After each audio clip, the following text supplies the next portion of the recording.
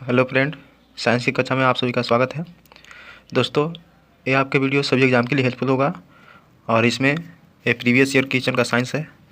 और जो भी दोस्त अगर मेरे चैनल पर नए हैं तो चैनल को सब्सक्राइब कर लें, साथ में बेल आइकन दबा लें। चलिए वीडियो को माध्यम से देखते हैं। पहला क्वेश्चन है, खारे जल के तालाब में तैरने से मनुष्य की त्वचा जल जाती है, किस कारण से? तो क्लोरीन गैस के कारण से। क्योंकि खारे पानी में जो क्लोरीन गैस क्लोरीन रहते हैं, तो उससे होता क्या है कि त्वचा मुरझाने लगता है, यानी जल जाता है। तो ये किसके कारण से होता है? तो ये क्लोरीन के कारण होता है। ठीक है, ये मुख्य रूप से साधारण नमक में भी क्लोरीन पाया जाता है। ठीक है, इसका संकेत फार्मूला बात करें तो इसका परमाणु संख्या 17 होता है, इसका संकेत Cl होता है।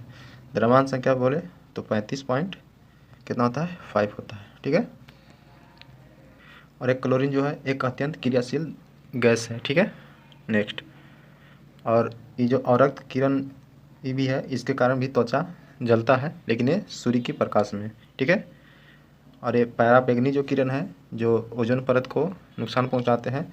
अगर ओजोन परत नहीं होते तो मानव के शरीर हमेशा रोग से ग्रसित होता, क्योंकि पराबैंगनी किरण एक ऐसा हानिकारक किरण है जो किसी भी शरीर के अंग पर पड़ता है तो तुरंत जला देता है, यानी त्वचा तुरंत खराब कर देता है। ठीक है, स्किन। एक क्वेश्चन आपको जितना आप स्टार लगाना इस पर चाहते हैं उतना लगा लीजिए, क्योंकि ये नोमेरिकल ही सेक्शन नहीं बल्कि एक ऑब्जेक्टिव टाइप का VVI क्वेश्चन है।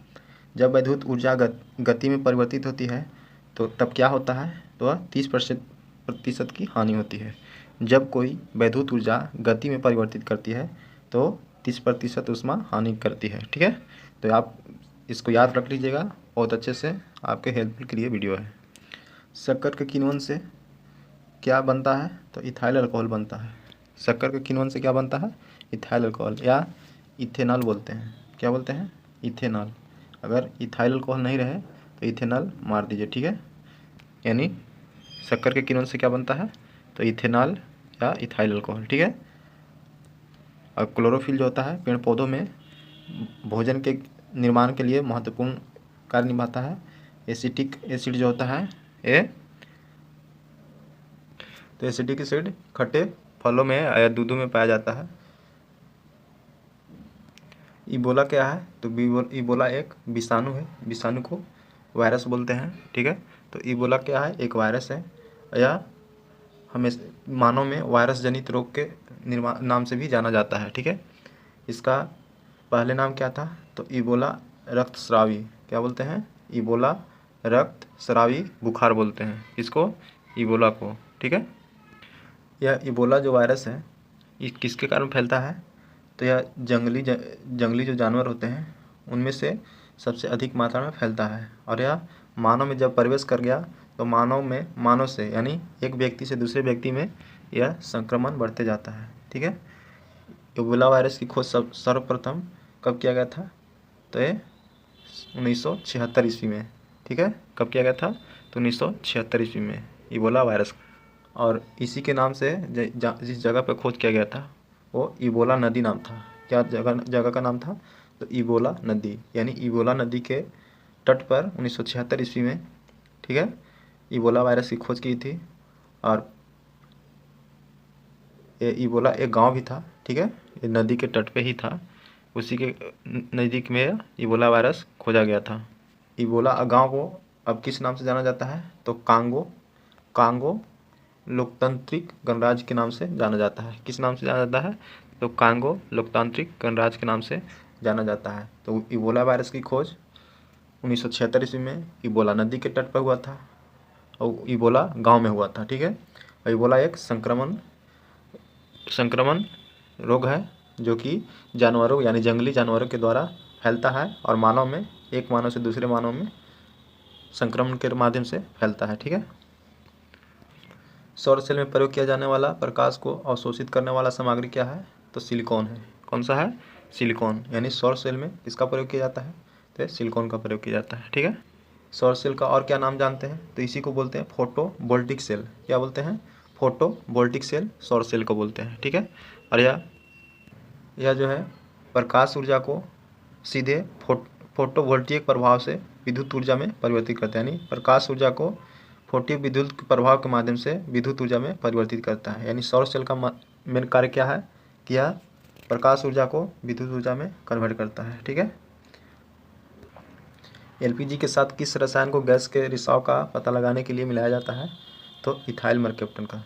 किसका लगाया जाता है? तो इथाइल मरकैप्टन का। किसका? तो इथाइल मरकैप्टन। दोस्तों कहीं कहीं आपको मिथाइल मिलेगा, लेकिन मिथाइल मरकैप्टन नहीं होता है। अब नहीं होगा तो आप कहीं बुक हाई लेवल में देख लीजिएगा। जो भी हम इसमें करेक्ट बताएं हैं इथाइल मरकैप्टन ही होगा, मिथाइल मरकैप्टन नहीं होता है। ठीक है। अब अगर ज़्यादा आपको डाउट लगता है तो आप सर्च कहीं भी कीजिए, गूगल या फिर कहीं भी। आप लोग पढ़े होंगे मिथाइल मरकैप्टन, लोग गलत है, मिथाइल मरकैप्टन नहीं होता है। यानी जो सिलेंडर एलपीजी होता है, लिक्विड पेट्रोलियम गैस, ठीक है, तो उसको जो गंध जो निकलता है उसको पता लगाने के लिए इथाइल मरकैप्टन का प्रयोग किया जाता है। किसका प्रयोग किया जाता है? तो इथाइल मरकैप्टन का। इसमें एलपीजी में मुख्य रूप से क्या होता है?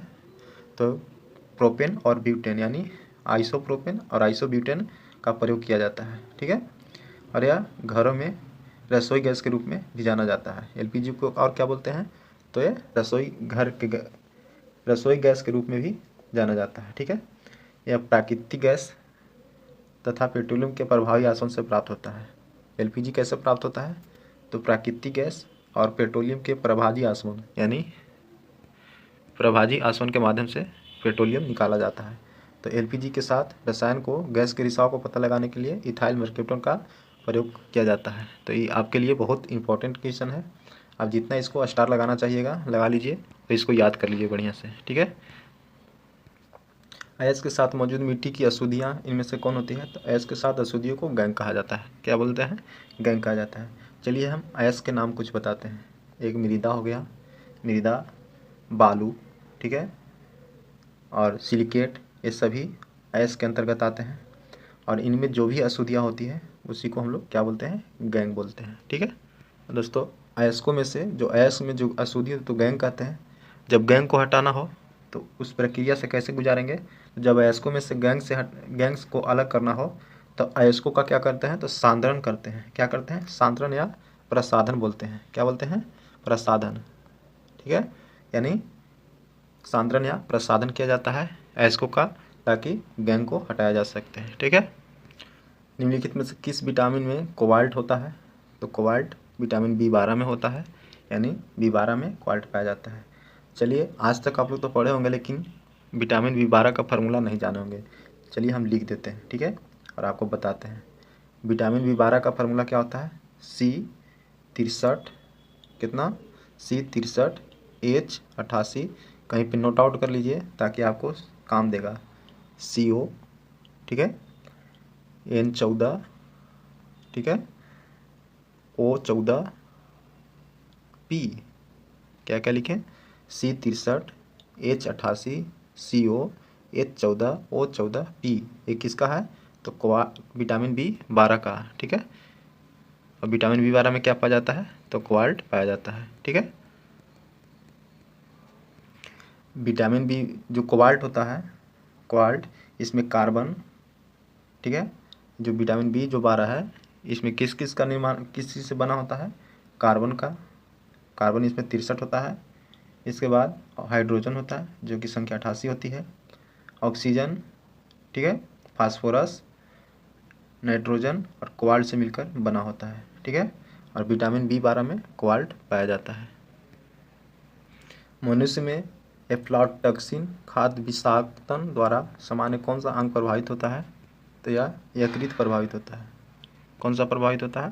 तो यकृत। यानी मनुष्य में एफ्लाटॉक्सिन खाद्य विषाक्तन द्वारा सामान्य कौन सा अंग प्रभावित होता है? तो यकृत प्रभावित होता है, जिसको लीवर बोलते हैं। और एफ्लाटॉक्सिन खाद्य विषाक्तन जो है ये कहाँ से प्राप्त होता है? तो यह मक्का, कहाँ से? मक्का, मूंगफली, कपास जैसे कृषि फसलों पर पाए जाते हैं। ठीक है। और उसमें कुछ जो फंगस होते हैं ना, वहीं से निर्माण होता है। ठीक है। तो मेनली रूप से एफ्लाटॉक्सिन कहाँ से प्राप्त होता है? मक्का, मूंगफली, कपास और कृषि जैसे कृषि हो गया और फसल, उसके द्वारा जो फंगस होते हैं ना, जो फंगस बैठते हैं उसी द्वारा उत्पादित होता है। ठीक है। और मानव शरीर का सबसे बड़ा अंग यकृत होता है। और अगर सिर्फ और फेफड़ा द्वारा मानव रक्त को शुद्धि करता है।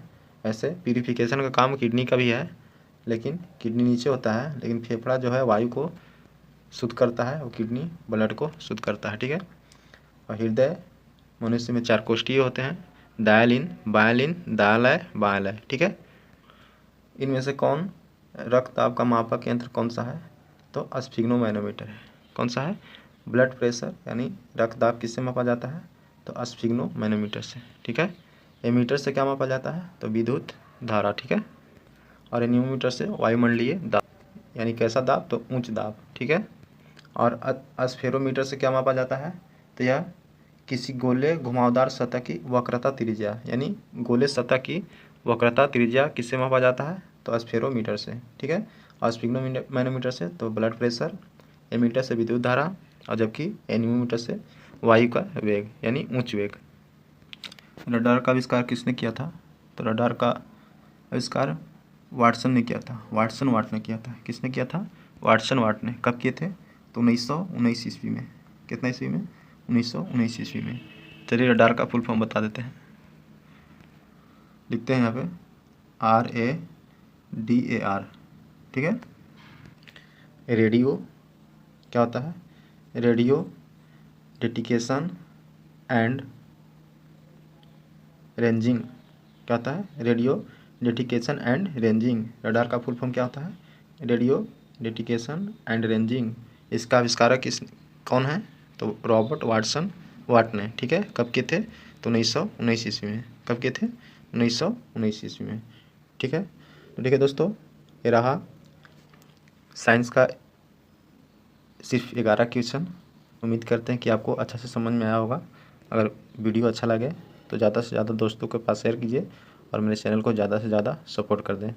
ठीक है दोस्तों, मिलते हैं नेक्स्ट वीडियो में। बहुत बहुत धन्यवाद।